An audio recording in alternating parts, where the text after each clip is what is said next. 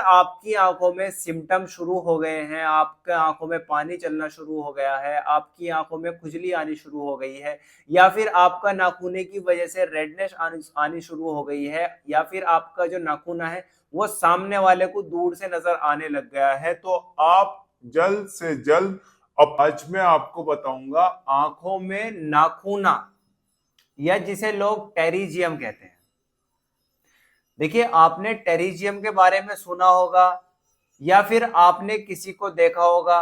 देखिए, मैं बताता हूं क्या होता है टेरिजियम या क्या होता है नाखूना। देखिए, नाखूना कोई इतनी बड़ी बीमारी नहीं है, इतनी बड़ी आंखों की समस्या नहीं है जिसके लिए आप परेशान हो जाएं। क्यों? क्योंकि नाखूना आंखों के अंदर कोई भी परेशानी पैदा नहीं करता। देखिए, नाखूने की वजह से इनिशियली स्टार्टिंग में कोई भी परेशानी नहीं आती। यहां तक कि कुछ लोगों को नाखूने के बारे में जब पता चलता है जब उसको सामने वाला बताए। क्यों? क्योंकि नाखूना खुद को कुछ परेशानी नहीं देता, आंखों के अंदर कोई भी परेशानी नहीं आ पाती, आंखों के अंदर कुछ भी दिक्कत नहीं होती। लेकिन अगर ये धीरे धीरे धीरे धीरे प्रोग्रेस कर जाए या फिर ये बढ़ जाए, तब जाकर के कुछ महसूस होना शुरू होता है, और कभी कभी इतना बढ़ने के बाद रोशनी पे भी फर्क पड़ जाता है। देखिए, मैं आपको पहले बता दूं कि नाखूना दिखता कैसा है। आप पिक्चर में देख रहे हैं, ये हमारी जो आई बॉल है, हमारी जो ये आई बॉल है, इसके सेंटर में एक पार्ट होता है जिसको कहते हैं कॉर्निया, यानी काली पुतली। और इसके चारों तरफ जो सफेद हिस्सा है इसे कहते हैं स्क्लेरा। इस स्क्लेरा के ऊपर एक ट्रांसपेरेंट झिल्ली होती है जिसे कंजक्टाइवा की लेयर बोलते हैं। तो क्या होता है, ये जो कंजक्टाइवा की लेयर है, ये कंजक्टाइवा की जो लेयर है ये एक जगह इकट्ठा हो जाती है, और इकट्ठा होने के बाद इस सफेद वाली इस पुतली के ऊपर चढ़ने लग जाती है, जैसा कि आप पिक्चर में देख रहे हैं। जब ये मांस ऊपर चढ़ जाता है पुतली के ऊपर, इसी को बोलते हैं नाखूना।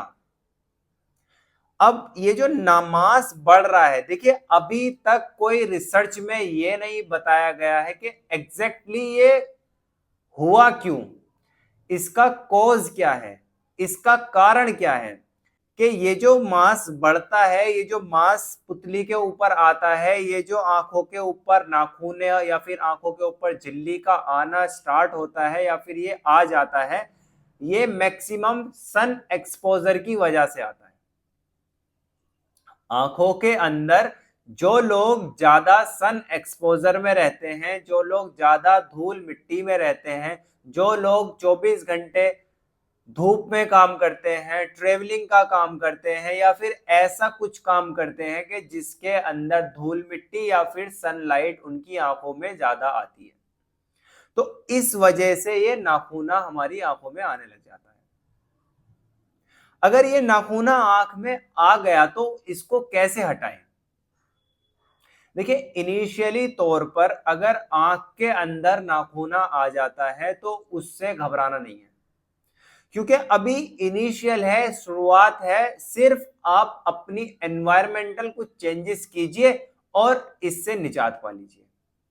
मतलब अगर आप सन एक्सपोजर में ज्यादा जाते हैं तो आप डार्क ग्लासेस लगाइए जिससे सन एक्सपोजर कम हो, तो उसकी वजह से आपका ये नाखूना रुक सकता है। दूसरी चीज, अगर आप ज्यादा धूल मिट्टी वाले प्लेस पे जाते हैं तो आप उस टाइम भी ग्लासेस का यूज कीजिए ताकि आपकी आंखों के अंदर धूल मिट्टी ना जा पाए। अगर आप ड्राइविंग करते हैं तो आप हमेशा अपना वियर की, ताकि आपकी आंखों के अंदर धूल मिट्टी ना जाए।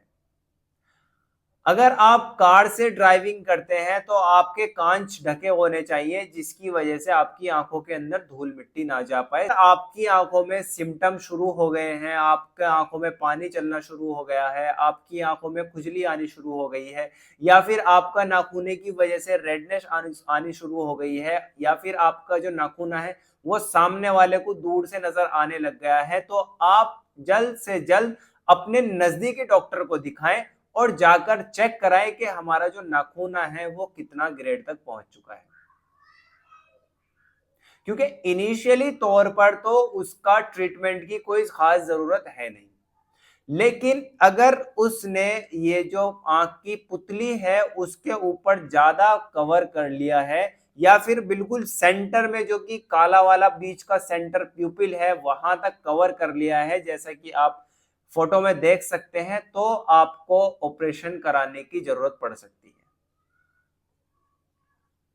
देखिए, अब मैं बात करता हूं कि इसका जो ऑपरेशन है वो किस तरह का होता है।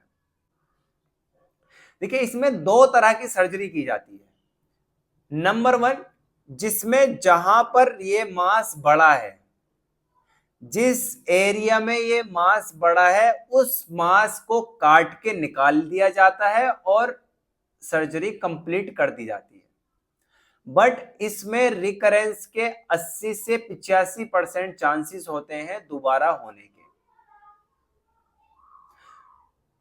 दूसरी सर्जरी की जो मैं बात कर रहा हूं उसमें इस जो नाखूना बना है उसको तो निकाल के अलग हटाते ही हटाते हैं, साथ में कहीं और से छोटा सा टुकड़ा काटकर उस एरिया पे प्लेस करते हैं, जिससे वो दोबारा प्रोग्रेस ना कर पाए।